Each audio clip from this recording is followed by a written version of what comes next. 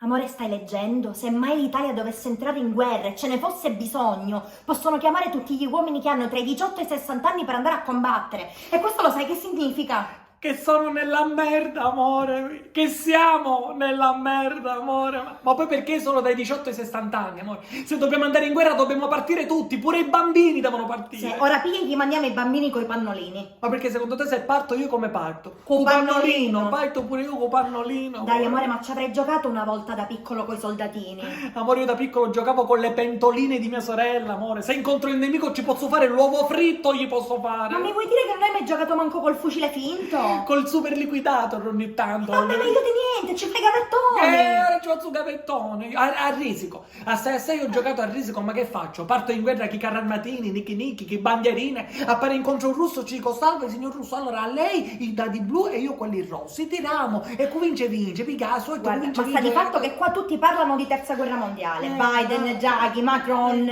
Loro parlano, terza guerra mondiale, come si riempiono la bocca, terza guerra mondiale, tanto mica ci vanno loro, cioè, i disegni ci hanno fottendo, loro poi sono belli seduti, tranquilli, tanto ci andiamo noi, terza guerra mondiale, perché dovete lottare per la patria. Ma cos'è ne fotte la patria, amore? E secondo te che cosa dobbiamo fare? Se entriamo in guerra? Facile, possiamo cominciare a imparare subito il nuovo inno nazionale. E qual è il nuovo inno? Facile, te lo faccio sentire, pronti? Sì.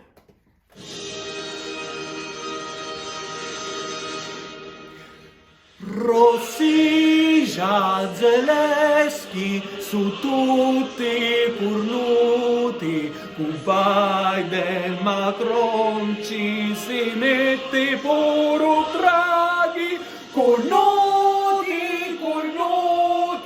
potessimo arricchire, cu cazzo capato, mi chiudo a casa, chi do